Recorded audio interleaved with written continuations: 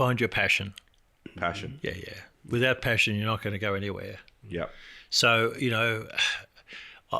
first of all, I've never met a world champion that's a normal person. You've got to be crazy to get out of bed to do extraordinary stuff, right? So that's fine. So if you feel you're crazy, don't worry about it.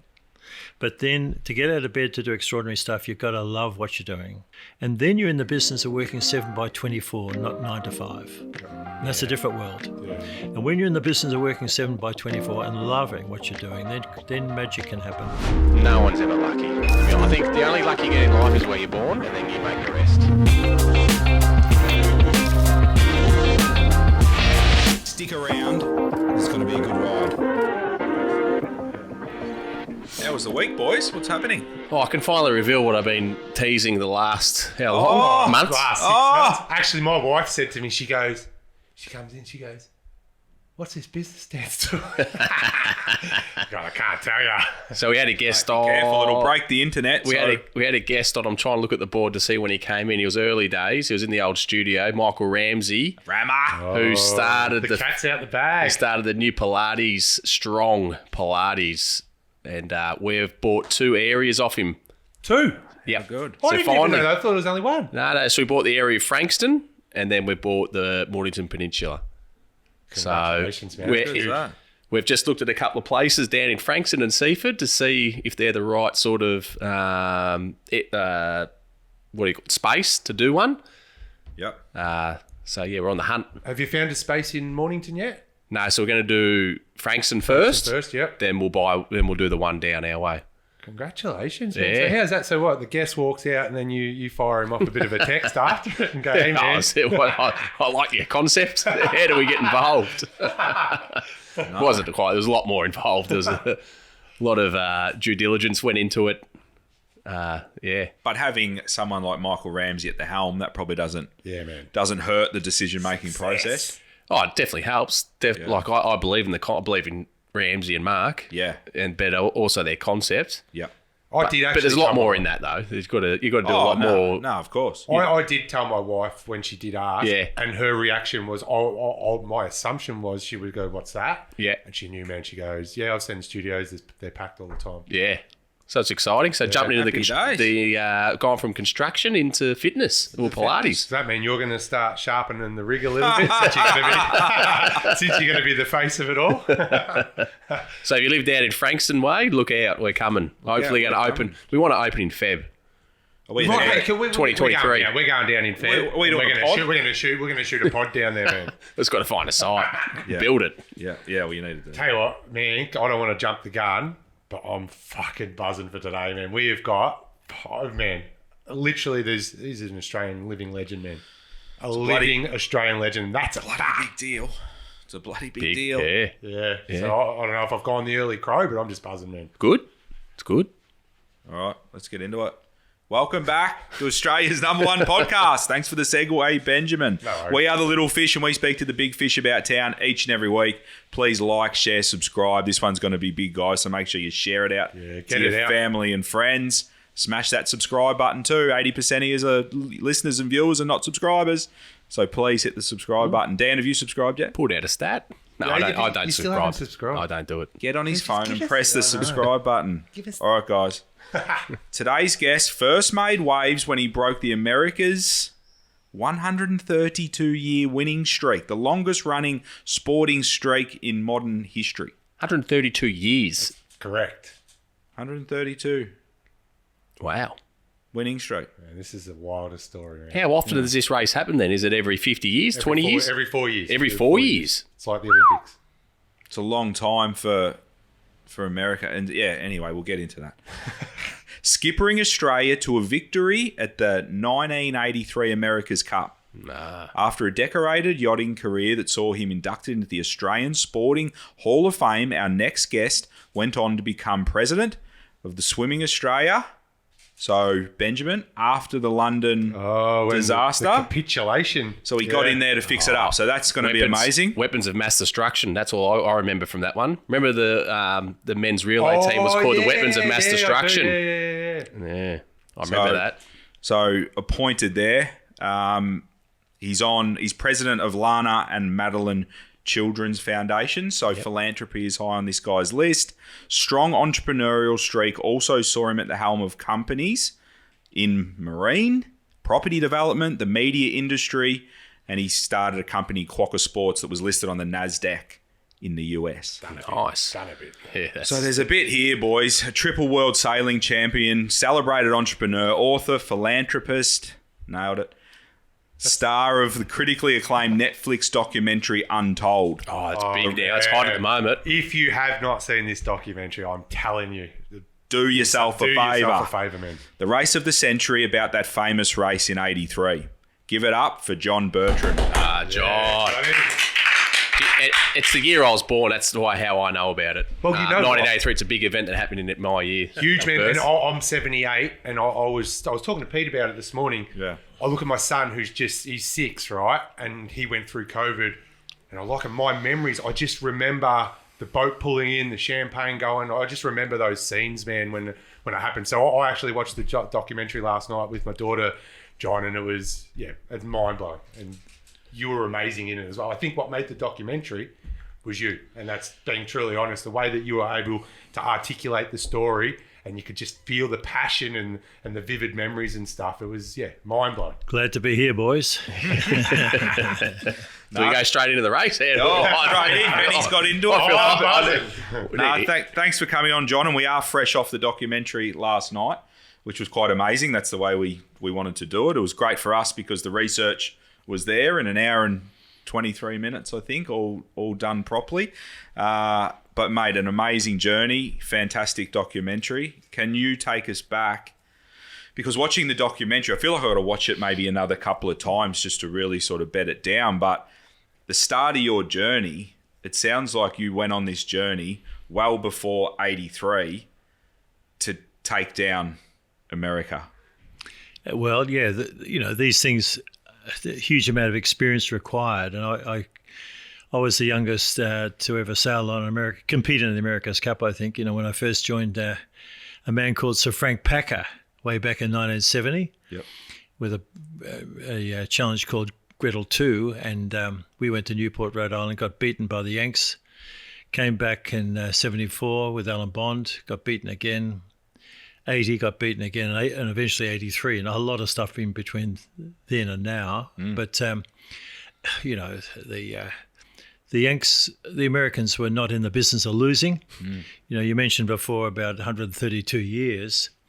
That's before the US Civil War, to put it in context. So the Americans had successfully defended over that period of time, and successfully defended for good reason. They were very good in the organisation, their fundraising, their technology, and they were not in the business of losing.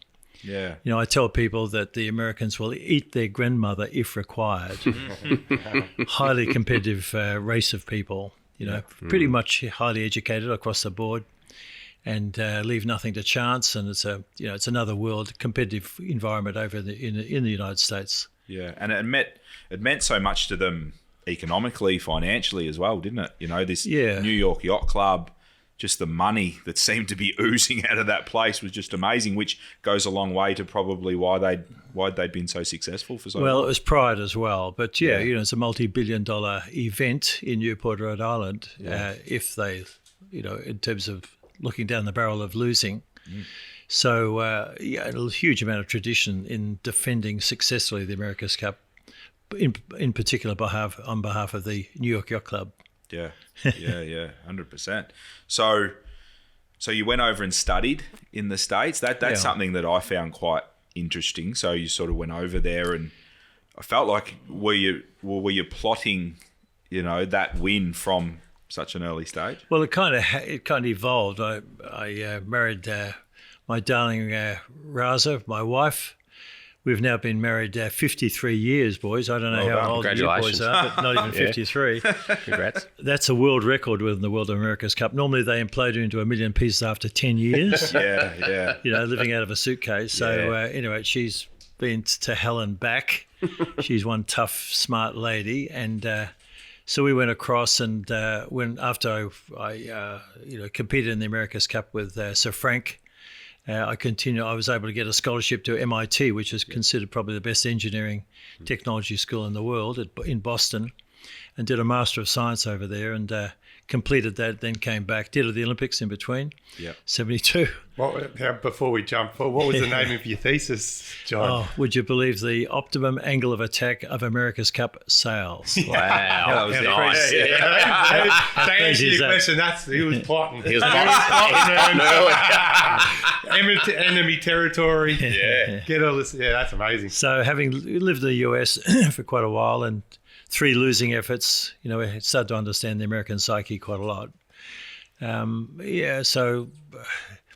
So 70, 74, met this guy called Alan Bond, amazing entrepreneur. He was 34 years old, technically broke at the time. Now, you boys are in property development, aren't you? Yeah. Right. Well, unless you're technically on the edge of becoming bankrupt, you're not trying. Is that right?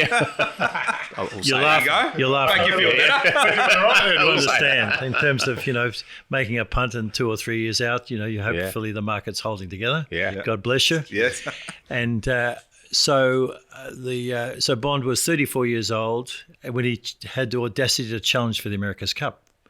34 years old, like amazing. Yeah. And he didn't know what he was getting involved with, but he instinctively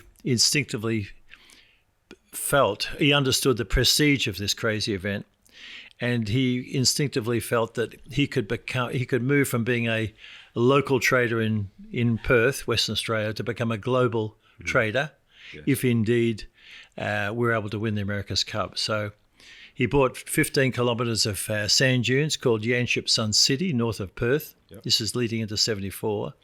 Renamed the area Yanship Sun City, home of the America's Cup. Yep.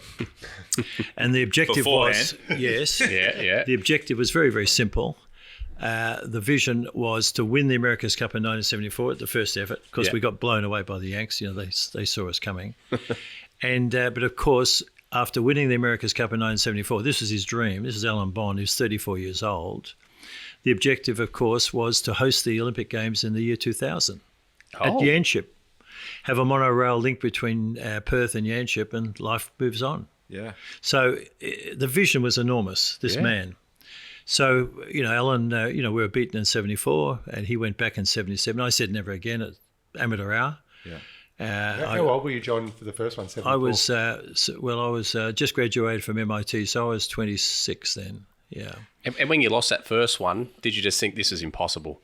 No, because I could see. It's a good question. I could see the opportunity and how everything could be improved, because I came from the world of Olympic Games, and the Olympics is the cutting edge of human endeavour. You can't get any higher than that. 4 years.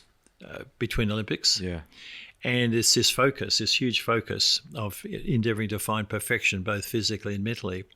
I like that. And it's one of these things where you're either a hero or a bum. There's nothing in between. If you don't get onto the podium, nobody cares except mum and the kids. It's tragic, but nevertheless, it's the reality of the world, and you're there. There's nowhere to hide. A television audience in the modern era of a billion people, and there's nowhere to hide within the Olympics. So you got to perform, and you can't move the goalposts, unlike property, where you may be able to move the goalposts because of economic environments, interest rates, or whatever. In this case, you've got to perform on a certain day. That's the reality. So that's what the Olympics is. Now, coming from the world of Olympics, because I competed at the German Olympics, 72. That's when the Israelis were assassinated. You may remember that. 11 or 12 Israelis were murdered. At the Olympics? At the Olympics in the village. 1972. By huge. a competing? By political. By terrorists. Yep. And so that was the 72 Olympics. But coming from that high octane world and then going into the 74 America's Cup, it became clear to me that there are huge improvements, in terms of available. And but it required a lot of things going together, the resources, the technology, the administration, and so on. Anyway, it took us until 83 to be able to get our act together. Yeah. And you were a massive part of building out that team. John. Yeah, I was on that journey from 1970 with an old man Packer, Frank Packer. He was the middleweight boxing champion of Australia during the Depression. So he was a tough old bastard, Yeah. take no prisoners. Yeah. And that was his second challenge. His first challenge way back in 1962. So this thing, the history of the America's Cup within Australia goes back a long way. Not as long as what the Americans were doing, of course. Yeah. So the Bond thing never gave up, kept coming, and I was part of that journey. That's right. Yeah, because watching the doc, Benny and I had a sort of chat about it this morning. You looked like you played a strong hand in assembling that team, but even you pulled together people that didn't sail. More so an engineer. So The navigator was an engineer. Yeah, well, he was a red hot Australian champion in a certain type of sailing class. But look, I got Rowing Australia involved. Yeah. Okay, and I asked the then president, who is the best rowing athlete that the country has. This is leading into the 83 America's Cup. Yeah. A guy called Brian Richardson was the stroke on King's Cup winning teams. He was considered the most professional. He came on board. Never really sailed before. We called him Splash because he fell off the boat one time. Okay, but he didn't drown. We got him back. Yeah. And he went on to become head coach of the Canadian, Danish, and then the Australian Olympic rowing squads. Wow. Really good people. Anyway, he introduced a new level of preparation and physical preparation that the sport of sailing hadn't seen before. So I brought different people in. Yeah. I met I rang up a guy called Mike Fitzpatrick, who was the then captain of the 1981 Carlton football premiership winning team. Mm-hmm. And I'd competed in the 76 Olympics in Canada, realised I could have won Olympic gold just as easily as the bronze, which I won, if I had been mentally tougher. Right. So I hooked up with Michael, never met him before. I said, apparently you're working with sports psychologists, which was part of they had introduced me to a man called Laurie Hayden, got Laurie involved. Alan Bond figured that when he found out that I was wanting to bring a head shrink into the team, he figured perhaps he made the wrong decision, that, if Bertrand needed a head shrink, maybe he's made the wrong decision, which made sense in that era, long time ago. Yeah. But Laurie was very, very important. A professional sounding board for myself, endeavouring to manage different aspects of the team and, different pressure points and so on. So, there are a lot of outside influences which are important to take our game to another level so that we could be competitive against the United States. Yeah. John, just for those who probably don't understand yachting and that, how much or how many people are in the boat there as a team? Yeah, so it was an 11-man team. Okay, in the total squad we had 36 people. Now they're 300 people. In one squad? Yes. And the squad consists of then the people that engineer the yacht and the rules are that you have to build the boat in the country that you're representing, and they're really strict on that, right? You watched the video. I did, yeah. Well done. Yes, that's correct. Yeah, spot on. So right. So and that's the key, right? That's what the Yanks tried to pull the Aussies up on. Correct. When they were clutching at straws late. There were lots of changes in the rules, interpretations of the so-called 130 man, they had years. security guarding the boat, man, to keep the secrets and stuff. Yeah, so they worked pretty hard to keep that trophy at all, regardless of the consequences in the end. Yeah. So, and then and a fun fact was, no human hand had touched this trophy in over 100 years, dude, until these guys won it. Before we get there, because it's just been sitting in the trophy cabinet. It's been sitting in the trophy cabinet for 130 years. Been defended for over 100 years. And it had been polished, but only with white kid gloves, we're told. But no human flesh. It's all part of the tradition of that strange event called the America's Cup.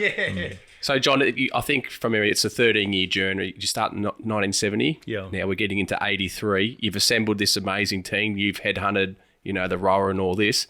When did the team and the squad start believing we're a shot in 1983? We've got a chance of taking the Yanks down. It's a huge, it's like saying, okay, we can climb Everest and it had never been done before. We're talking about Edmund Hillary or Banister and the 4-minute mile. Never been done. So to be confident, that's a big question because it had never been done by by humanity. Yeah. So the question is, how much work had we done? Could we play the game on the world stage, and could we be competitive? The answer to that question is yes. Could we actually win? That's another question altogether. It's unlike track and field where, you're dominating the world and you can run 9.7 seconds, in normal conditions, and as a result, you'll blow away the opposition. Yeah. The sport of sailing, the first time you race against the actual Americans in our case was the first race of the America's Cup. So you had 3 years of technology development. But you've never seen these characters before. So just to have boats which are competitive against each other is a huge question mark in its own right, because the technology has been developed halfway around the world from each other. Yeah. So that's one of the variables. Then you've got wind on water and all the variables, and then you've got the psychology and, as we say, no cash, no splash. Yeah. You've got to have the finance. You've got to have the continuity of funding all the way through. There's lots and lots of variables. However, we felt that we'd done a huge amount of work, but I think the reality is that when we were, would you believe, we'd raced against other nations to actually win the right to challenge for the America's Cup. So we had the challenger. Yeah, it was called the Louis Vuitton Cup, yeah. And we raced for 5 months in Newport against the Brits, the French, the Italians, Canadians, and so on. Another Australian syndicate, Challenge 12, owned by Dick Pratt here in Melbourne. And we actually had a very good win-loss ratio against those. But I think it's really when we got into the competition that we felt that we could play the game. Yep. With great pride. And if we gave it our best shot, then we're not only in there with a chance, we're in there with a bloody good chance. But, there's so many variables. So the parallel here is Formula One motor racing, right? Mm. And these projects now are about 1/2 the budget of an F1 program. So F1, we just recently came back from England, and Mercedes F1 team, they employ 3,000 people. That's crazy. 3,000 people for their F1 team. Okay, to build 2 cars with the same technology. Plus a P1, they call it a spare, right? Yeah, spare. But 3,000 people involved in the technology race. These new projects, 300 to 400 people, okay, but big dollars involved. In our world, it was tiny, but primarily with F1, at least you get to practice against the other cars before you actually go into race one of season, whatever the season is. In the America's Cup, you never see these characters or the Americans until the first race. So it's it's another world, and a lot of world of speculation and all the hype associated with it. The psychology of doing this stuff was equally as important as the technology race, as it turned out. Yeah. Why? Because it had never been done before. And people said it's impossible, which most logical people would suggest, yeah, that makes sense. Well, it's not 130 years. It hasn't been done before. It's sort of potentially not realistic either.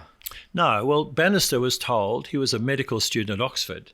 He was told by the medicos, by scientists, that the human heart was not powerful enough to propel a man around the track in less than 4 minutes in a mile race. He didn't believe that was the case. And the interesting thing is, when he actually broke that 4-minute mile, within the next 5 or 6 months, something like 10 athletes broke that invisible barrier themselves. Up until then, it was considered impossible. Because someone's done it, then they know it's possible. It's impossible until you do it. Yeah. And you look at, Sir Edmund Hillary, and now 500 people climb Everest every year. Yeah. Some die in the process, but most of them make it. Yeah. Yeah. Until it's been done, it seems impossible. World. But John, to me, I'm just hearing this story. It almost sounds like it's a little bit rigged because you guys have got to compete to actually compete against the US team. In the meantime, the US team are watching all the competitors all their times, and then they know the competition, whereas I guess you guys don't know their new boat. Well, it cuts different ways because watching a boat sail you don't know what the fuel is coming into the sails. In other words, the wind. You have a boundary layer from the sea right through to 100 and whatever it is in the old world, 120 feet in the air, which is the top of the mast. Yep. And you have different thermal layers and God knows what. So you don't really know what horsepower that you can extract out of the sails. Right. So it's not, it's hard to compare apples with apples. But is it leaned more towards the US having an advantage watching you? It has, yes, in the past. So Benny Lexon, he's in. Well, that was about to say. This is- Barefoot Benny. Oh, beautiful man. He was the godfather of our son, and he went to school at 9 and left at 12. He was he was an orphan, presumably unteachable, but didn't think inside the box. Yeah. But the interpretation of the so-called deed to gift by the New York Yacht Club, you'll love this, was such that going back way back in 1962, it's the first time I've even heard about the America's Cup. Gretel 1 surfed past American boat called Weatherly with an American-made spinnaker, a sail, right? So the Americans then decided that all sails and sailcloth had to be created in the country of challenge. So Benny, and so this is the sort of thing that went on and on. Well, at one stage, we couldn't. The suggestion is we couldn't use Microsoft software because it was American development.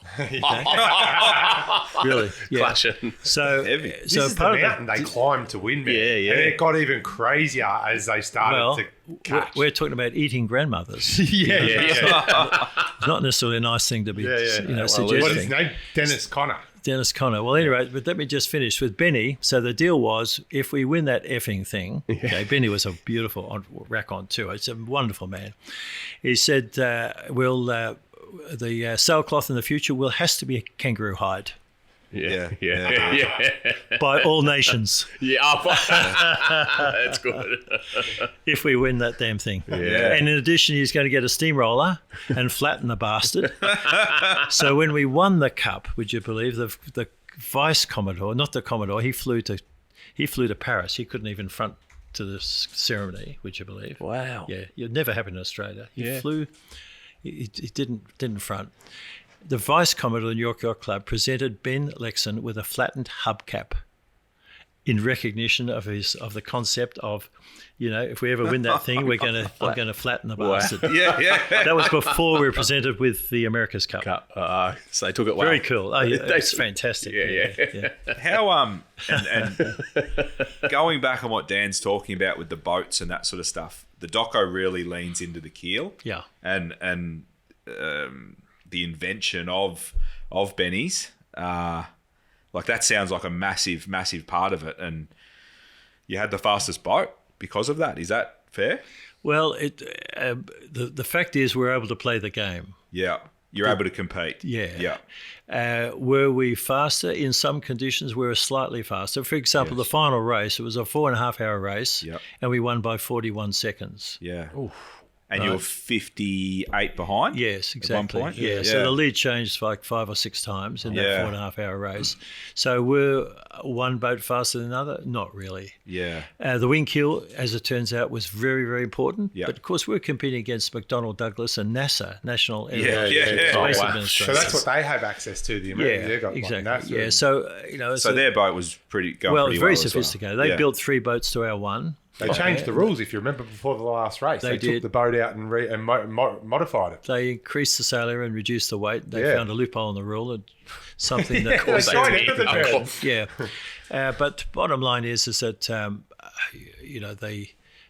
the boats were pretty equal. Yeah. The psychology, however, of us covering the boat with a skirt such that no one could see what that we had underneath, as it turns out, was a bigger deal than we had anticipated. So the psychology of it, not so much protecting the so they couldn't see your keel. Technology, it was more so just getting in their heads that. Dennis Conner, the skipper of the American Defender, he wrote a book. He said, "No excuse." The title was "No Excuses to Lose." Yeah. And if you're out fundraise, I've already got it, man. Yeah. if you're out fundraise, if you're out develop, and if you're out train relative to the opposition, there's a little chance of losing. That makes a lot of sense. Yeah. It's a good strategy. Yeah. We had a very good win-loss ratio against the other foreign nations. To the extent, I think it was 47 wins and 56 out of 56 races in total. And they didn't know what they were racing against. Yeah. They didn't know what was below the waterline. And that's a big deal. That got in there. Well, it did, particularly in the final race, when you look back on it in terms of their decision-making. Yeah. So, John, so there's 3... Sorry. No, you go. Only one at a time, boys. There is 3 races that... And after the 3 races, there's 7. So there's 7 races, and it's best of 4. First of 4, and for context, won the first race, lost the next 3. Oh, so you think it's all over? And then they're like it kind of looked like it was We're all a over. 3-1 down. Broke down a couple of times. So can we unpack that, John? So you're Who's running this show? no one. We don't know. John. Yeah. So I just want to, because I haven't watched the doco. So you've won the first race. They've won the next 3. No, actually, as it turns out, they won the first one. We got to 2-1. Oh, that's right. Okay, they won the first 2. Then we won the next. Then we won the next. So we're 2-1. We're 1-2 down. Then they got to 3-1. That's the point. Against us. Yeah. So all they had to do was win one more race, and they would have, we would have been just part of history. Yeah. Go home with our tails between our legs yet again, and we had to win 3 on the trot. So it's 3-1 at the moment. Yeah. You're trying to climb Everest. Yeah. How do you band the team together? Talk us through that. As you know, you've got to mold everyone together and start believing again that it can be done. Because the carry-on that would have been going on over there would have been... Well, we got rid of all the television sets. We got rid of all newspapers. Right. There's no internet in that era. Yeah. Stopped all phone calls. The only person that could get back to, to me is my mother. Yeah. That was all. But, Yeah. mums are hard to come by. Yeah. Dad had died years and years earlier. And we went into our own bubble. And then all you can do is, when you say all, you back your own resources, the fact that we've done the work. And, we in the football parlance, every match, nothing else exists beyond that match, right? And we felt... At 3-1 down, we felt really frustrated that we're in that situation because we felt better than that. That was interesting in its own right. We felt better than that. And if we felt that if we believed that if we could put this bloody thing together the next day, all we knew is they'd invite us back yet again for another race. And if we did the thing again, then we'd invite us back, and ultimately we could go home. So it was a step by step. And also this whole issue of pressure. The consequences of winning was huge. In other words, become a national, and to consequence of losing and never wanting to go home again, having to explain why you didn't tack or jibe or all the things that all the armchair admirals were on about. And so I remember talking to the team at one stage. It's this outside influence, it's the press, okay, and. I remember talking to the boys. I said, now, you guys, we've all been on the back of an eagle, right? Okay. We're flying 1,000 feet in the air, and you're on the back of an eagle, and you look down, and when a boat's going through the water, okay, it has a bow wave and it has a stern wave. It's all drag. As Benny would say, it's all parasitic drag. When a boat's going through the water, it generates a bow wave and a stern wave. And I said, you have some big scissors, boys, when you're on the back of this eagle.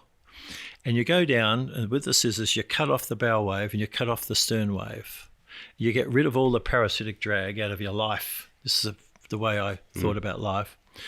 And in that environment, then you move into this world of releasing the beast, releasing our potential, and not being restricted to the consequences of winning or losing, which was just like cancer. When you move into the world of winning or losing, the consequences of it just drags you down. Yeah. For either way, being a national hero or being a bum. So it doesn't add to the output. It gets rid of that out of your life. So this is really interesting stuff, and it's getting rid of all the television out of our lives, the media, press conferences. We stopped everything. And we just, I was still involved with press conferences, but that was part of the game. I had to do that. But this issue of just getting rid of, releasing the beast and letting the potential, we talked about letting it flow.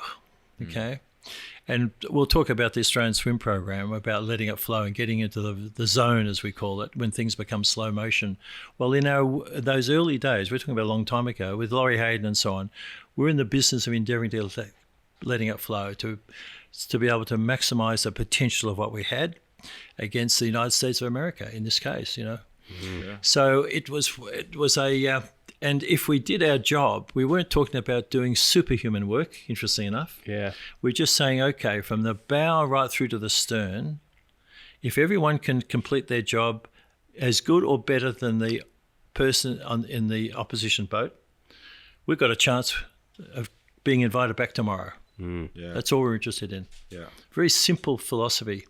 You get rid of all those, all the shit of life out of your brain, then you can perform when it really counts under in our case, under huge pressure, as it turned out. So it was removing all the drag. Get rid of the Outside parasitic noise. drag out of your life. There was one phone call you took though, John, and it was a big one. Or was it a video that got sent through? Was it Yeah, it was Bob a video Hawke. message, wasn't it? Yeah, That's right, yeah. So Hawke, he was, what you saw is what you get. It was real. And we weren't, we're halfway around the world, but apparently it was so we're talking about 1983 September, grand final, AFL grand final. It was Hawthorn versus, I'm not sure, Geelong, I think. 100,000 people. And before they bounced the ball, the 100,000 people start to chant, "Go Australia, go." Wow. Like, wild stuff. Yeah. And they had little video screens then, not the massive screens they have now. And they have up on the board. We saw it in some of the footage in the documentary. "Go Australia, go." So it's amazing. So Bob sent a note through, and I'm not sure. I didn't say it in the video, but they were there for the first race of the America's Cup, not the finals, but the very first, when it was against the United States. And in that environment, you can't practice environment. You've got 50 helicopters above you, so you can't hear yourself talk more than a metre in front. So I went down to the boat, and we leave the dock 9 a.m. plus or minus 30 seconds. So military operation. This is fair income. This stuff, This is we're behind enemy lines. Our boxing kangaroo flag, which is our battle flag. You study humans over the last 1,000 years. We go to war with symbols, just the way we are, us humans. Flags and music. So we create a boxing kangaroo. We create our own battle flag. So when you look at a boxing kangaroo flag in the future, you'll see red gloves for aggression. Pumped up chest for pride of the nation, to take on the world. Okay, so that was the remit for an advertising agency in Perth, and they came back after several times, and eventually our sail makers in Newport created this flag, which is the boxing kangaroo flag. It's now part of the Australian Olympic program. AOC own it. Bondi sold it for $1 after we won, which was fantastic. So, and the music Men at Work Down Under. So we're about to launch the flag and launch the music at 9 a.m., day one of the first race of the America's Cup. Bob Hawke comes down to the boat. He happens to be with Paul Keating. He happened to be in town with the International Monetary Conference in Washington, so they came down to Newport. And Keating was up in the background. And so the Prime Minister comes down to the boat, and, pressure. You can't talk you can't hear more than a metre in front before we've even left the dock. And I said, what do you say? I said, "Welcome, Mr. Prime Minister." He says, "John," he says, "call me Bob." This is the real person, right? Yeah. And he says, "What are you going to do?" I said, "Well, Bob, we'll give it our best shot." He says, "Bullshit." He says, "Destroy the bastards." And that's Hawke. Yeah. And when he said, and we were halfway around the world, when we crossed the line, but he was actually, as it turns out, in Perth, and he went down to the Royal Perth Yacht Club, as history now says, and he said, "Anyone who sacks anyone for being late is a bum." Yeah. That was not pre-rehearsed. Yeah. That was typical of the man seizing the moment. Yeah. That's leadership as well. He could drink the best with the punters. He could work with the President of the United States, Ronald Reagan. It didn't matter. Yeah. And here he was, destroy the bastards. And that was beautiful type of communication, from the leader of our country. So all of that, that was pretty cool for us. That was pretty nice. We liked that. That's amazing. Wouldn't mind a leader like Bob. And Bob, how cool is on. Bob was he made it in the documentary. It was the last time, his last sort of public appearance, and how awesome was he in the documentary. And then I think at the end there's a clip. Is it Warney? I think Warney's commentating at the cricket while Bob Hawke's bloody skull in a beer, mate. That's right. Can't get any more iconic than that. No.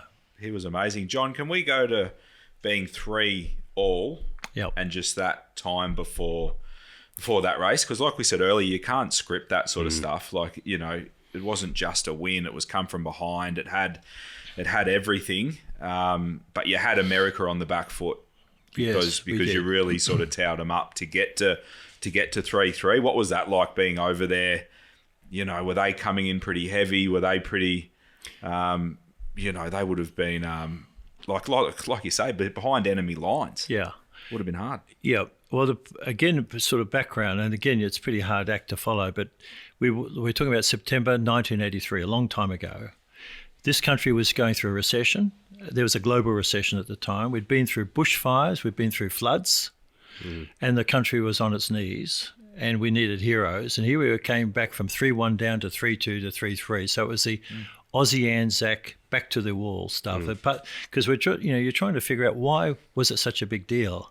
I was told that when we crossed the line, a friend of mine told me when we crossed the line, he was going across Sydney Harbour Bridge at the time. The traffic stopped and people got out and hugged each other. How You know, powerful is I've that? got goosebumps. It was similar to the end of World War II. Yeah. And this was a yacht race, so it was much bigger than that. It was Australia taking on the world, and we had this 3-1 down, backs to the wall. But so that race, well, in the bubble, Yeah. and we're endeavouring to, I was endeavouring to get into my world of slow motion. Yeah. So I was in the, we talk about in the zone now. And I must say the final race, was 4.5 hours. They're marathons. It's more than a marathon. And I would have made maybe 1,000 key decisions in that 4-hour race, for example. And those decisions were coming at me in slow motion. A little bit like, you look at basketball players or Pendlebury and, Scott Pendle is a good example. he carves time and space out of nothing, and he doesn't even know how he does it. But he has that time and space. Well, but for him, it's slow motion. And this is the ultimate thing, when you get into the zone and you can make these decisions seemingly so easily compared to being pressured. And that's the game of high performance from my perspective, particularly, when the countries all around the world were watching this thing. Yeah. And the final race. So, and the Americans changed their boat, as we saw in the documentary. Yeah, they pulled it out. A whole bunch of stuff. Yeah, it was a big deal. Dennis Conner didn't front to the prize giving. He flew back to San Diego. This was a big deal. Yeah. Yeah, they turned on him for a little bit, or he turned on himself, didn't he? He was just he came back and won in '87, so good on him. But that's we're talking about 132 years of American domination. Longest running streak in modern sports history. The Confederation of Australian Sport voted the Australia 2 victory as the greatest team performance in the last 200 years of Australian sport. Yeah. So something we're very proud of. After watching the doco, you can understand it. Even in the final hours of that deciding match, you guys got nearly a minute behind. You just had to, I guess, stay in that space, stay inside. State. That flow state, your little bubble. You can't concentrate on being a minute behind, can you? You have to concentrate on that next decision. I was reminded by Chink Longley, who's the big booming voice in the documentary. He's a grinder, okay? Yeah. John Longley's nephew, right? Luke Longley's nephew. Yeah. Right? So they're all big men. Yeah. So Chink, as we call him, because his eyes are a bit sort of squinty. God bless him. He's a beautiful man. And anyway, so he reminded me last year, it's just how crazy you have to be to do this stuff, that when we're nearly a minute behind, and it was the second last leg of that final race, and if the Americans held us off, then history would be different. Apparently, I said words to the effect of, if we don't keep concentrating, boys, we may lose this race. Wow. And we're further back than dead last, So it was this whole issue of supreme confidence in just keeping going. So what happened? The Americans started to make some mistakes. The psychology of it. We were coming at them faster than anticipated. We had more breeze, as it turns out. There would have been 1,000 big boats, boats that are now worth $500 million each. In today's dollars, 1,000 of these around the top mark. US Coast Guard, US Navy, they're all up there. They're churning the water up so it was like a washing machine. You couldn't see the wind on the water. Okay. So we came around behind, and we had a little bit more breeze than the Americans. They, as a result, went into more of a high risk environment. They what we call jibed away from us, left us, trying to find better pressure, better breeze. We were doing our own thing with the winds that we had, and we got back in the race. So why did they do that? they were spooked by this thing called the wing keel. Yeah, and that's what it was, the psychology. Because he took the wide. Dennis, didn't he? He sort of took it wide or whatever. And That's right. And as it turns out, when we race against conventional boats in the against the other foreign teams in the Louis Vuitton Cup, we were actually slower than many of the conventional boats on that leg of the course.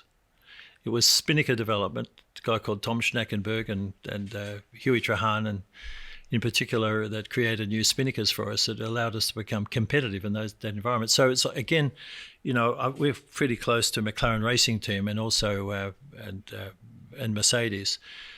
The only component in an F1 car at the end of a season that's not changed compared to the start of the season typically is the steering wheel.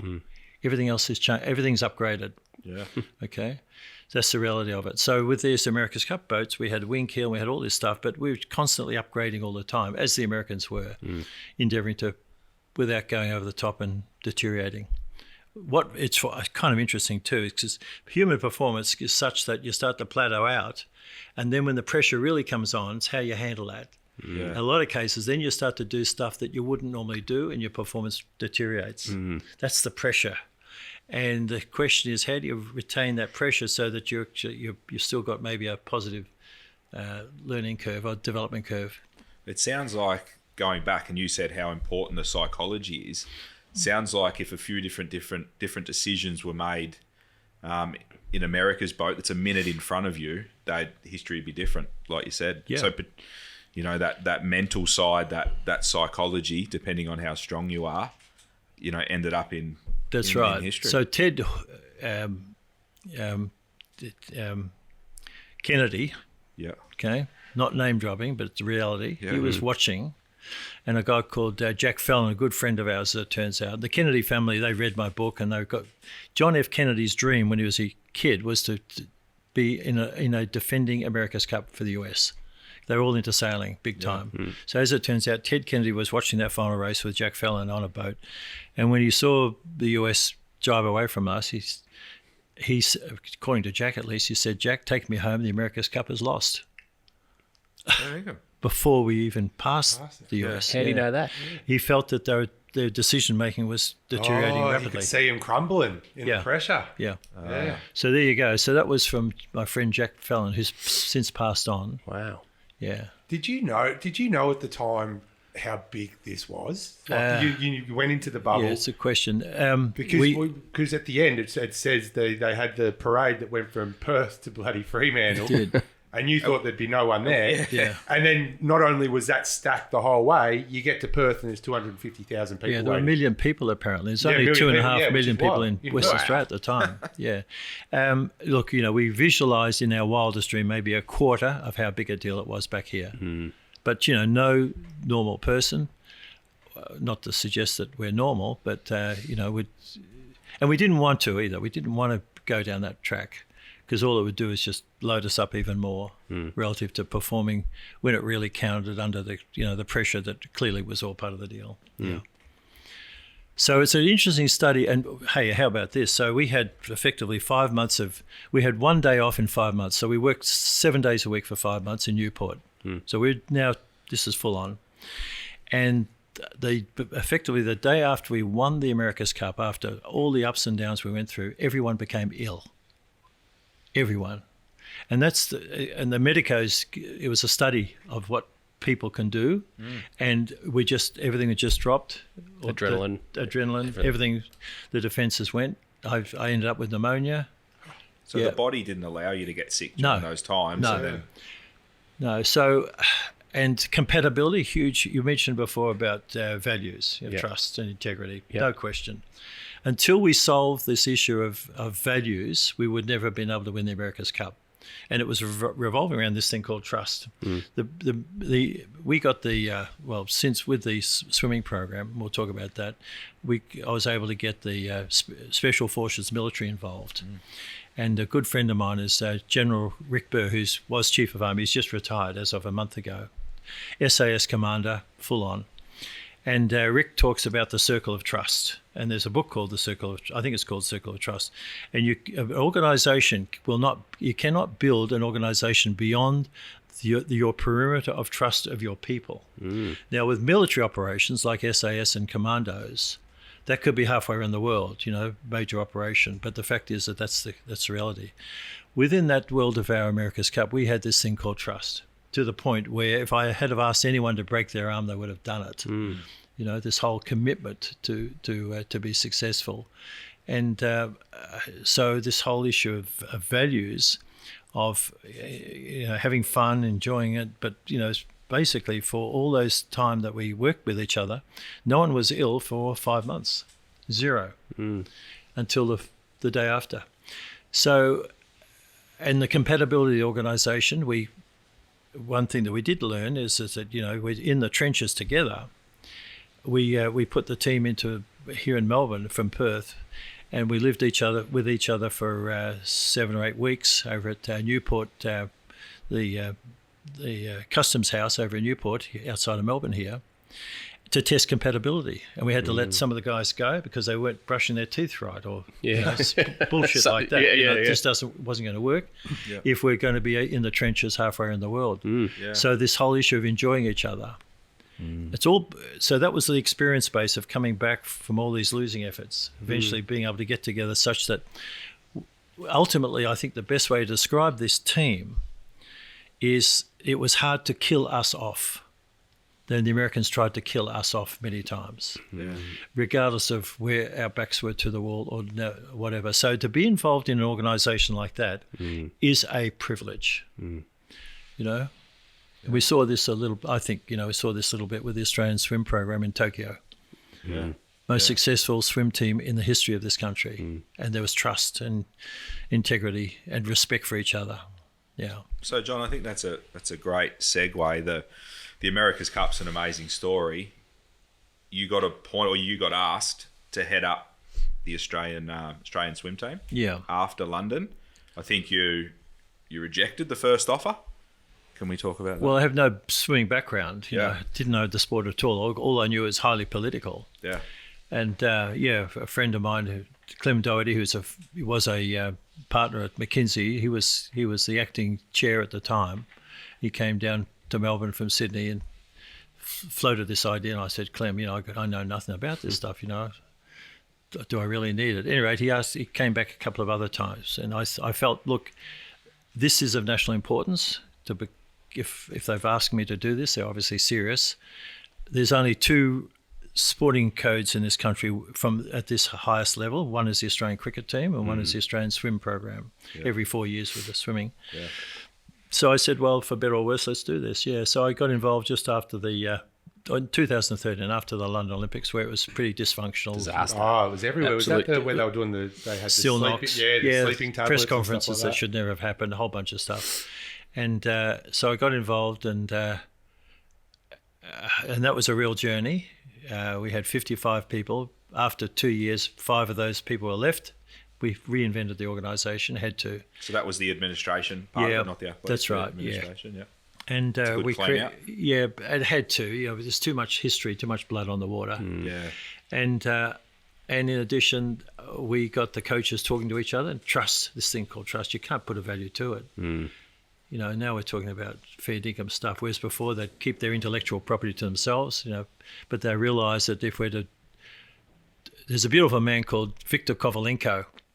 He's the most successful sailing coach in the history ever of the Olympics, and he's the head, up until recently, head coach of the Australian sailing team. When I first met him way back in 2000, I said, Victor, tell me about your philosophy. He says, very simple. He says, year 1 is to excite their imaginations. Now, what are we talking about here?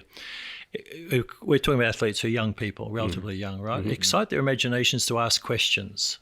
Most people stop asking questions when they're 13 or 14 years old. You mentioned about your daughter writing all these questions. That's beautiful. It's awesome. I hope she's doing that when she's 60 and 70 years old, asking the same number of questions. Most people think they've got it all, and that's when they flatline out and stop progressing.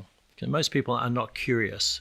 Okay, so bottom line is that Viktor Kovalenko he's in the business of getting these kids to ask questions, not only about the sport of sailing and how to make a boat go faster and make the right decisions, but about life, but opening up their minds. This is a 3-year Olympic program, the most successful coach that the world has ever seen in the sport of sailing. Year 2 is, of course, we've got to get up to world level of match racing, fleet racing. So we have to compete in the World Championships, US Nationals, and so on. Year 3, says John, and this is the year of the Olympics, 2000, is very, very simple. It is to dominate the world. Now, you don't reckon Very young simple. people want to get a piece of that. Yeah. How do we get on this bus? Yeah. Well, that was the same thing with the swimming program. How do you change a vision such that exciting for young people? And the vision from my perspective was, what's this game going to look like in 20 years' time? Crazy stuff. But this was the world of Australia too. Let's get there faster than anyone else in the world. All we do know is that, like Little Fish as an organisation, in 20 years' time, will be much further progressed than it is now. It's the reality, assuming that you're still in business, which you will be. So the question is, how do you get there faster than any other people in the world, your competition? Because history tells us, you look at the Olympics, which is, again, the cutting edge. Every 4 years, you get an improvement in performance. Throwing a javelin, 100-metre sprint, doesn't matter what. You take any 20-year segment of the Olympic movement, every world record, every Olympic Games record is smashed, absolutely blown out of the water, right? So all we do know is in 20 years' time, this conversation will be much further progressed than it is now. So the question is, part of our, building a team that is in the business of dominating the world, is how do we get there faster than anyone else in the world? And if we can get even 5 or 10% of what the game could look like and apply that to now, take our blinkers off and empower young people, and this is the Collingwood Football Club discussion, okay? Empowering people to take on the world, then magic can happen. And that was part of, if there was a value add with my positioning with the Australian swim program, it was to excite the coaches and athletes to think outside the box, to say, okay, this is what we think is world class at the moment. That's fine, but that's not the standard that we're looking at. So it's looking ahead, forecasting where we need to be, but we don't even know what freestyle will be into the future. Freestyle was created in 1928. It's called the Australian crawl. Yeah. Other than the head going down, this is according to our head coach, and the athlete getting stronger, better food, better science, whatever, sleep patterns and so on. Nothing's changed since 1928. So we introduced, why wouldn't you? America's Cup supercomputer technology. Start looking at the free flow of the human soul going through water. Water's just sticky. It's drag. It's a parasitic drag. It's like honey. It's a terrible thing. Okay, we've got to do it. We float in it. Yeah. Okay, but what's the actual shape of the body and the movement of the body, like a porpoise? What's it going to look like in 20 years' time compared to now? All we do know is it'll be further progressed. And our current world records will be obliterated. So let's use technology. What are the opportunities? So this has got to be part of your thinking, Let's bring the best that we can, from around the world, Silicon Valley, whatever, to help us solve some of these problems. wow. And you guys did solve some problems. We did. Leading up to 2020. We did, yep. We swim introduced team ever. artificial intelligence in terms of Amazon Web Services, AWS. They were fantastic. Never done anything like this before with any other team. In terms of sports sponsorship, it helps us in terms of our selection process with the relays. We can talk about it now. It was confidential before. So you're using AI? Yep. Wow. In what capacity? Scouring the world in terms of what the Americans, Germans, the Brits, the Italians were doing. Wow. In endeavouring to maximise our, selection 1, 2, 3, and 4. Wow. Okay. This is just the start of a journey. Yeah. This is very early days of where we'll go. Military. Okay, so I'll give you another example. Right. So bullets, a hail of bullets come to you faster than the speed of sound. That sharpens the mind for both yourself and for your mates. Okay. So this is the world of military operations. We got them involved. We got the commandos, 2 commando group and SAS involved in our about 3 years before Tokyo, because our conversion rate coming out of the Olympics in 2016 was not as good as it could have been. Rio. Sorry. Yep. So we brought the military in, and it was through my relationship with. I did the Kokoda track with Rick Burr and Ron Barassi, and everyone's heard of Ron. Yeah. Beautiful man. Mongrel. Absolute mongrel. The most beautiful person you could ever imagine. Yeah. Oh, he's just gorgeous, man. Scratched below the surface, absolutely an effing mongrel. Yeah. Oh, That's why I say talk good about player and coach. you'll be able to talk about changing the game, with his energy and his passion. It's beautiful stuff. Anyway, so this is the dream for Tokyo. Our athlete's standing on the starting block.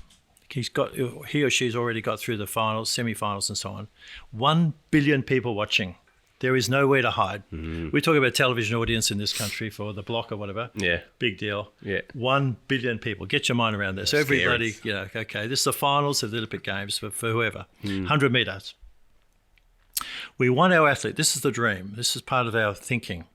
We want our athlete to be calm.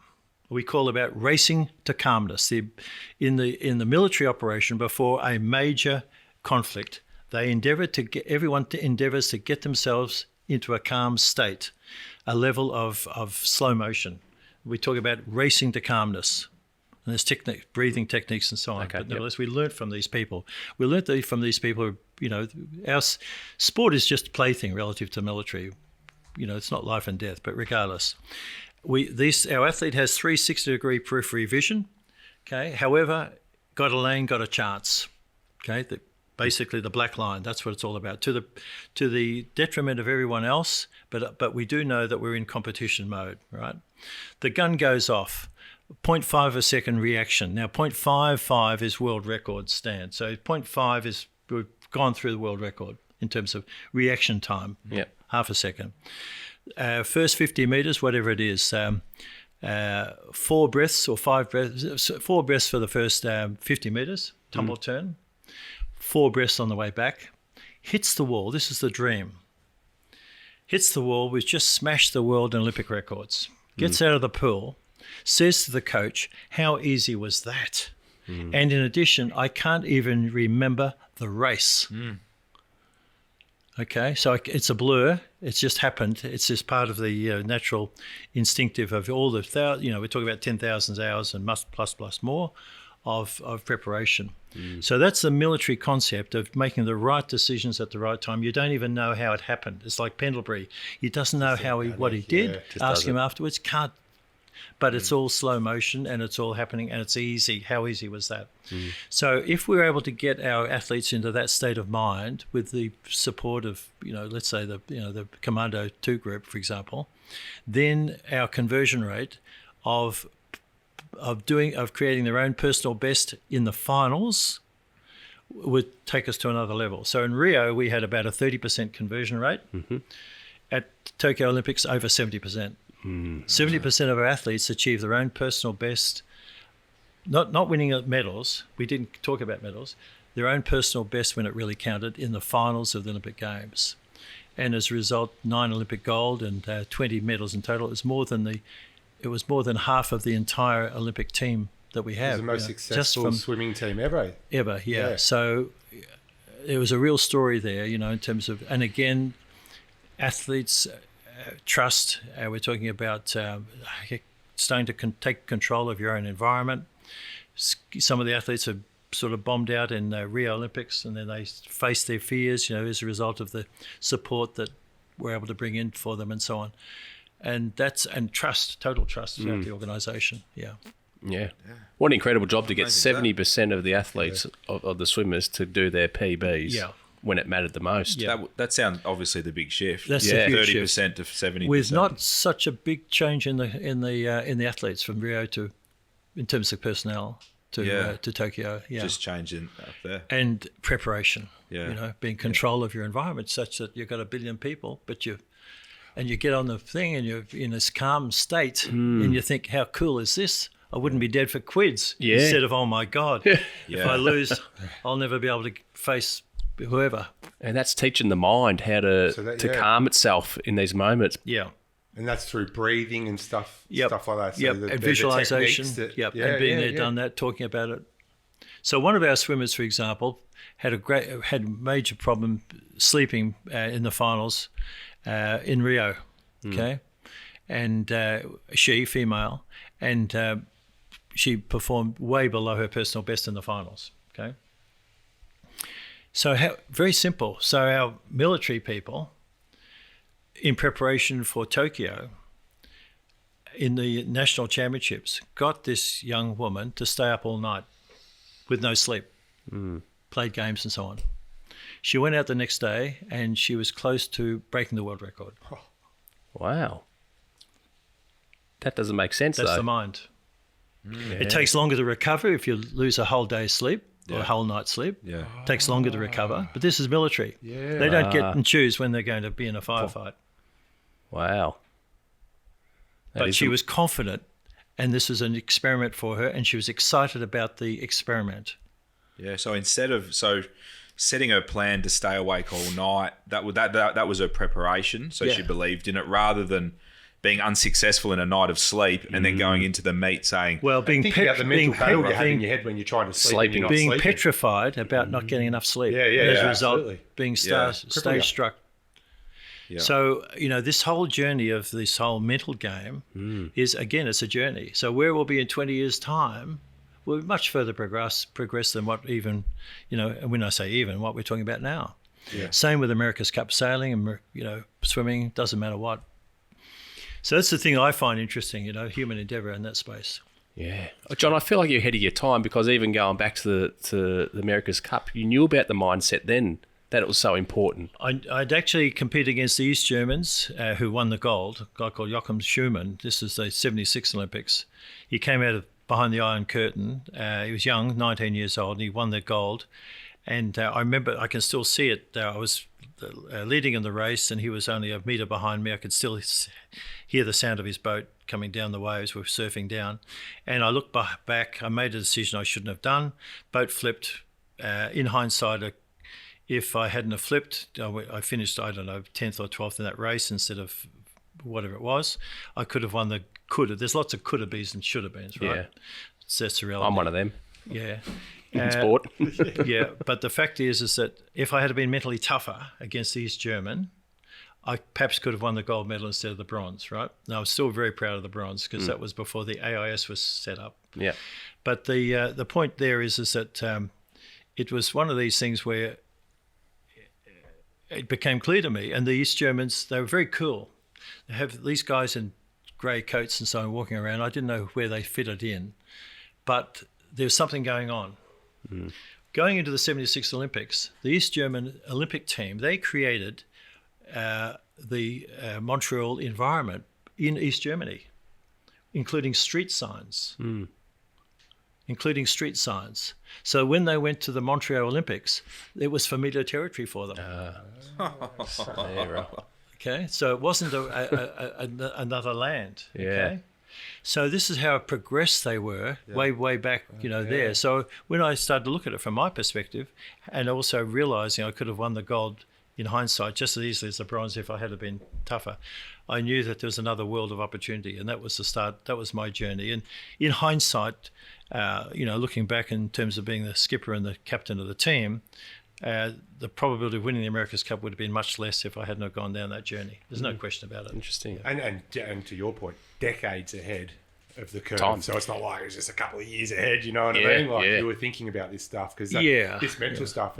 Can you mentioned the pies before? Can you sort of, because it's been proven again, like you've sort of had a little bit of influence, or you've been talking to Craig McRae, is that right? And sort of teach. Yes, I look at a little bit of time around the tan. Yeah. Us men. A lot of good work gets done walking around the women, women can talk more easily, naturally, with each other. Us men, we don't talk very easily. Yeah. For whatever it is, it's not right or tough or whatever. Once we start walking, we can talk a lot more. So there's a lot of information transferred walking around the tan, blokes. I think it's great. And actually, that became a big deal during COVID, the lockdowns. And I started working with a whole bunch of people that normally I wouldn't, and it was just fantastic. And I continued on that journey. Anyway, I spent a little time with Craig. My overview of Craig, and we spoke a lot. We talk about a lot of stuff. But putting that aside, is that he empowers people. If there's one way of describing McRae, the coach of Collingwood, he empowers people, particularly young people. His emotional intelligence is sky high, and I think one of the natural things is when the boy got in trouble over in Degoe. Bali, Degoe, came back against all the flow of what was being said in the press when he got into trouble over there, with one of the girls over there. I was going to say which one, because there was a few, but the one in Bali. In Bali, Yep. yeah. Craig, his natural reaction is, I can't wait to get my arms around, the boy and bring him back into the safety net of our club. Wow.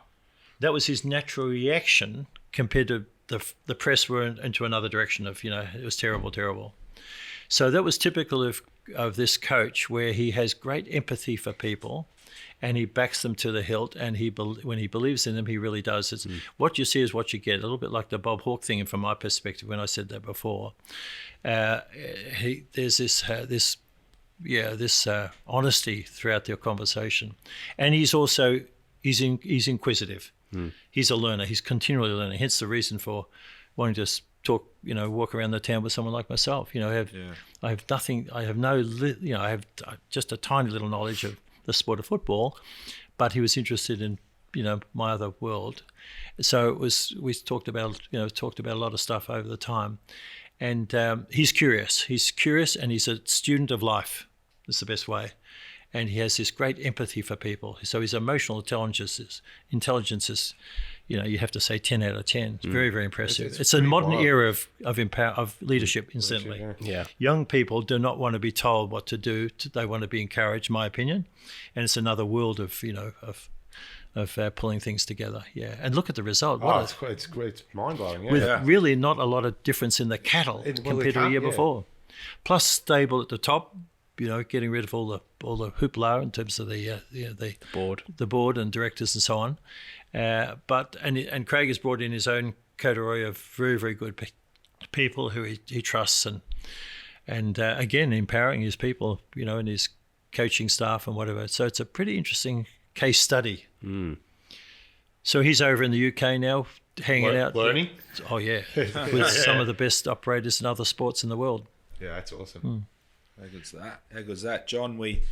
I'll go. Well, you need to pick out Brixton's best question? Yeah, you're on to me. Okay, Yeah. so you work on that. Yeah. John. I've probably got a last question too after that. And we can go to you, and we can go to the crowd. Even we've got a full house today. We've got a full house, Bonnie. We like to ask any advice for our listeners, for our community. They might be sort of embarking or setting out on a challenge to achieve something, such as you've done over the years. What advice would you give anyone that's looking to start that business, step off the line, progress to the next stage of their career? What advice do you have, John? Find your passion. Passion. Yeah. Without passion, you're not going to go anywhere. Yep. So,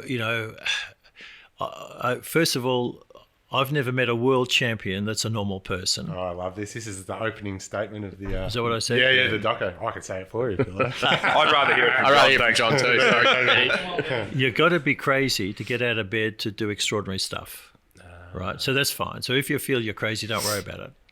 But then to get out of bed to do extraordinary stuff, you've got to love what you're doing. And if you don't love what you're doing, and the tragedy of life is most people go through their business world or whatever, not really loving what they're doing. So my advice to my kids and anyone who asks me is find what your dreams, what really turns you on. Hopefully you make $1 out of it. Very important, in terms of responsibility, particularly if you create a family and whatever. And very, very important for, girls, women to have their own careers and own sense of responsibility and so on, regardless of children. But the point is find your passion in life. And then you're in the business of working 7x24, not 9 to 5. Yep. And that's a different world. Yeah. And when you're in the business of working 7x24 and loving what you're doing, then magic can happen. Yeah. That's great advice. Great advice. Do you think you can... My only question to that, do you think you can grow your passion? Because it's people... I think when people hear that advice, they think, oh, well, what am I passionate about? But... is it about, for me, or at least I felt like it was about trying different things. Yeah. And then once I started to try things and the better I got, the more passionate I got, sort of thing. So it's not a black and white thing where you go, find your passion. Oh, I don't have one. It's more, let's just keep trying stuff, get bettering at things, and eventually you'll find something that you're passionate about go that way. That's exactly right. So I tell people that walk and talk. Walk and talk. Yeah. Spot on. Okay. And just see how other people are doing stuff, what they're doing. So in other words, be curious. Yep. And after we won the America's Cup in '83, that was my 4th America's Cup. And so I'd been at it for a long time. I decided that was it. I'd climbed the Everest. I wasn't going back, right? And a guy called David Hales, who's across the road neighbour of ours, where we lived down in Brighton, actually.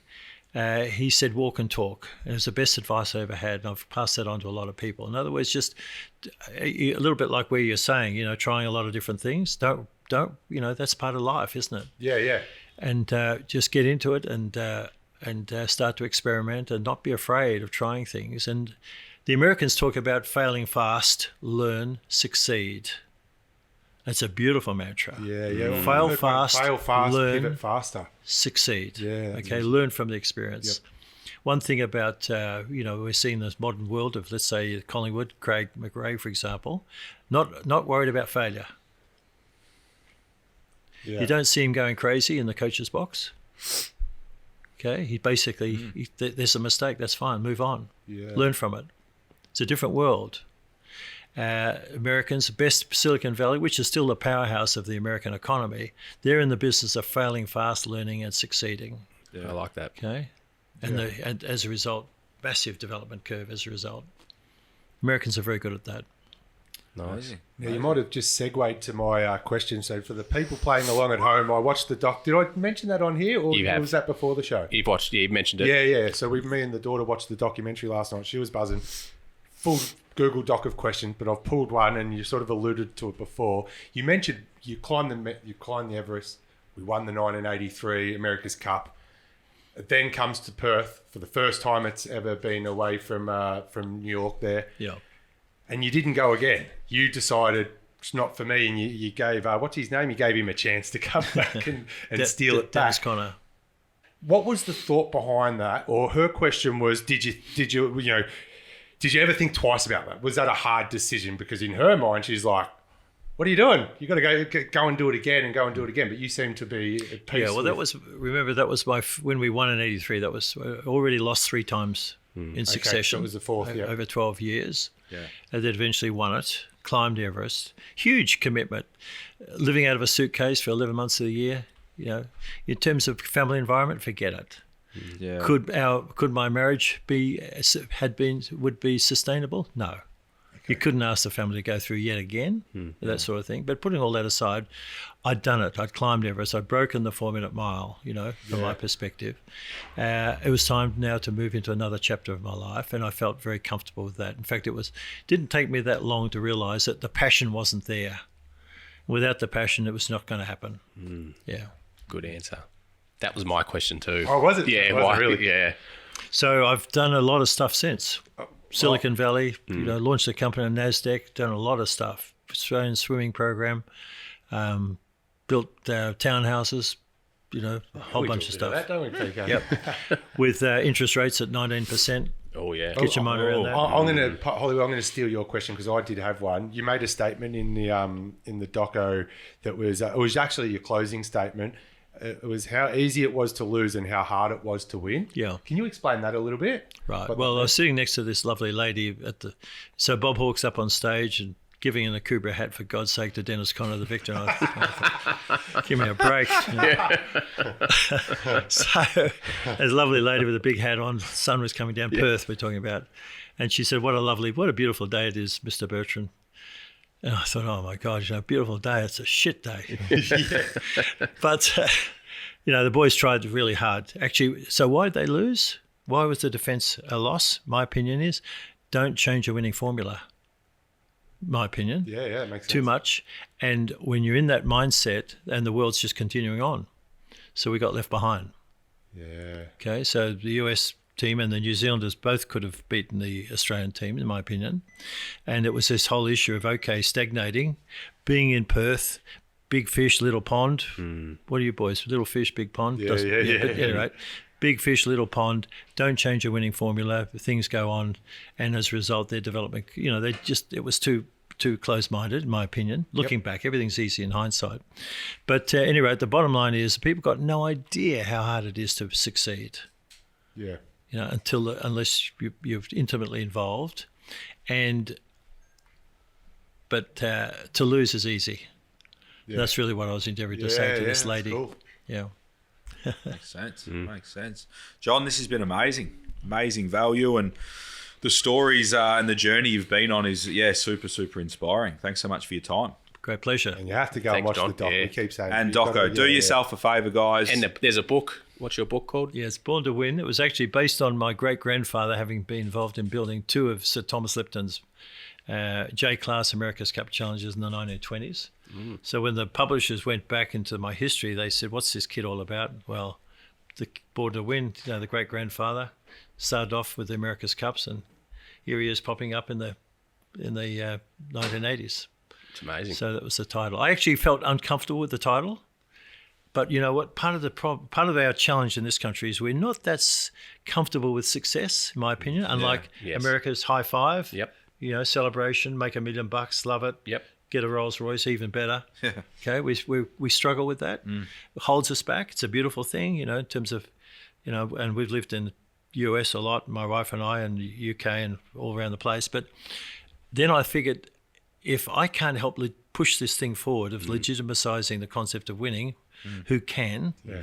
So we went with the title Born to Win. But anyway, so the book was actually, I'm not sure the stats now, but it was then the biggest selling biography in this country in the history of publishing. Wow. Wow. We'll link the book and the doco down in the description for everyone to find. And I was the what's his name? Dennis's book was No Excuse to Lose. That's so another good title, which is kind of the opposite. Yeah. It's amazing. Great work. You're going to link that down in there so everyone do that.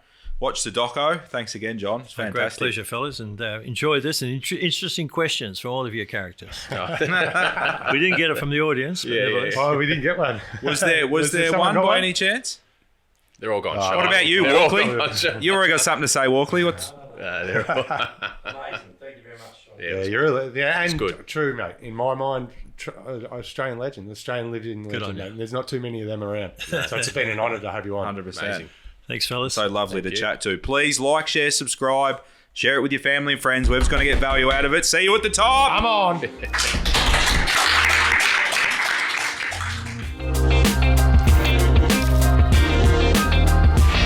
Stick around